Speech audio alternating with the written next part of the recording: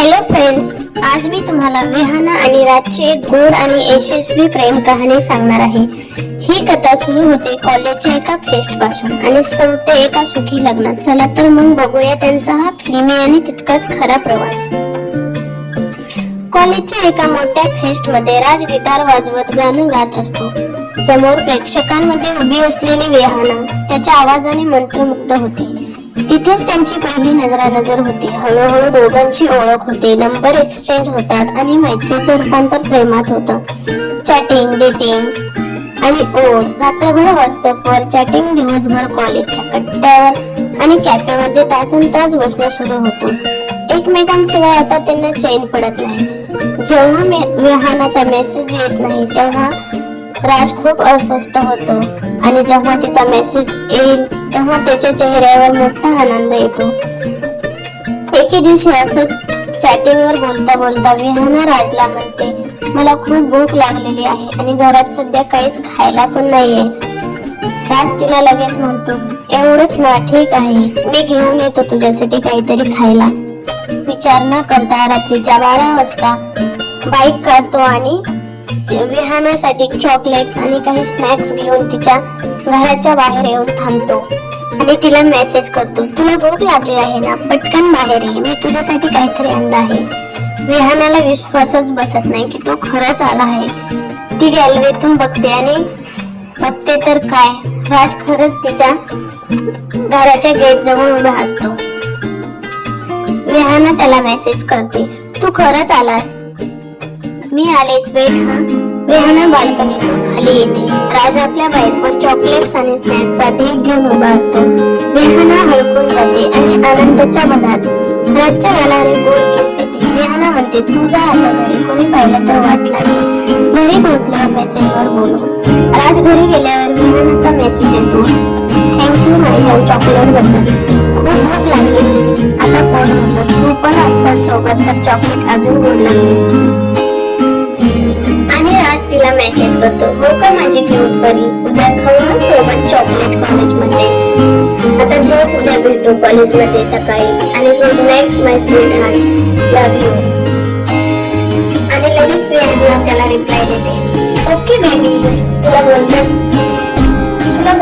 बसावं वाटते, झोपायची इच्छा नाही, पण चल झोपू आता, भेटू उद्या माय स्वीट हार्ट, टेक केअर।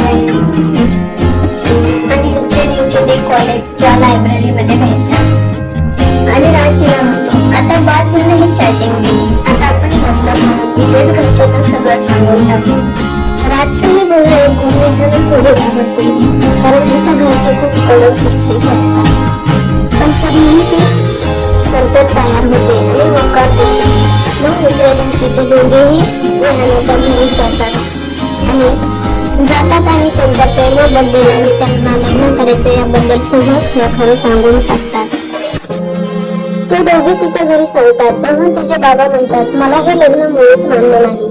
तेव्हा विहाना तिच्या रूम मध्ये, बंद केलेल्या रूम मध्ये खूप अस्वस्थ असते आणि खूप रडत असते। आणि तिकडे राज पण त्याच्या घरी खूप अस्वस्थ असतो, तिच्या आठवणीत आणि तिच्या काळजीत तो खूप टेन्शन मध्ये असतो आणि तिला मेसेज करतो, तुला खूप मिस करतो, काय करत असतो, जवळ असतेस की नाही, तुझी खूप काळजी वाटते, आपण कसं भेटू, कसं बोलू, एक संपर्क कर, काहीच समजत नाही। तिच्याशी काय संपर्क न झाल्यामुळे त्याला राहत नाही आणि तो लगेच त्याच रात्री विहानाच्या घरी जातो आणि मग काही त्याला राहत नाही आणि तो त्या रात्री खिडकीतून तिला भेटायला येतो आणि म्हणतो, तू टेन्शन घेऊ नकोस, आपलं लग्न होणार, मी उद्या सकाळी तुझ्या बाबांचे बोलतो, त्यांना मनवायचा प्रयत्न करतो, तुझ्यासाठी मी काहीही करायला तयार आहे, हातपाय पडेल, ते म्हणतील ते करेल, पण तुला माझ्या आयुष्यातून जाऊ देणार नाही, तू आता बेफिकीर राहा।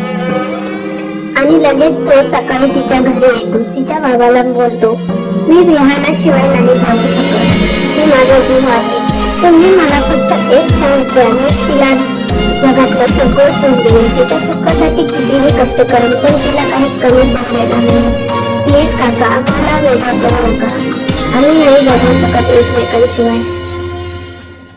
घरात अजून फॅमिली मेंबर्स असतात आणि तिचे बाबा राजला म्हणतात, तू माझ्या परीक्षेत पास झालास बाळा, मी दिली तुला एक संधी. मला आता खात्री पटली आहे की तू माझ्या काळजाच्या तुकड्याला, माझ्या मुलीला खूप सुखी ठेवशील. मी हरलो तुझ्या प्रेमापुढे आणि लग्नाला होकार देते. राजचा प्रामाणिकपणा पाहून विहानाच्या बाबांचे मन वळवळले. त्यांनी दोघींच्या प्रेमाला आशीर्वाद दिला आणि घरात लग्नाची लगबग सुरू झाली. मेहंदीचा सोहळा, सगळीकडे फुलांची सजावट केली होती. विहानाच्या हातावर राजच्या नावाच्या मेहंदीचा गडद रंग चढला होता. संगीताच्या तालावर मैत्रिणी नाचत होते आणि विहाना लाजत आपला हात न्याहाळत होती. दुसऱ्या दिवशी अंगणात हळदीचा कार्यक्रम रंगला. पिवळ्या धमक रंगात न्हाऊन निघालेले विहाना आणि दुसऱ्या बाजूला राजच्या चेहऱ्यावरचा आनंद पाहण्याजोगा होता. घरातील थोड्या मोठ्यांनी दोघांनाही प्रेमाने हळद लावून उदंड आयुष्याचा आशीर्वाद दिला. अखेर तो दिवस उजाडला. सनई चौघड्यांच्या सुरात राज आणि विहानने एकमेकांच्या गळ्यात माळ घातली. 7 फेरे घेताना राजने विहानाच्या डोळ्यात बघून वचन दिले की तो आयुष्यभर तिला जगातील सर्व सुख देईल. विहानाच्या बाबांच्या डोळ्यात आनंदाश्रू होते, कारण त्यांना त्यांच्या मुलीसाठी एक उत्तम जोडीदार मिळाला होता. आणि इथेच यांच्या प्रेमाची गोष्ट संपते. खरं प्रेम ते नसतं जे फक्त स्वप्न दाखवतं, तर खरं प्रेम ते असतं जे कठीण प्रसंगातही जगासमोर उभं राहून आपल्या माणसाची साथ देण्याची हिंमत ठेवतं. राज आणि विहानाच्या प्रेमाचा विजय झाला, कारण त्यात प्रामाणिकपणा आणि एकमेकांवरील अथक विश्वास होता.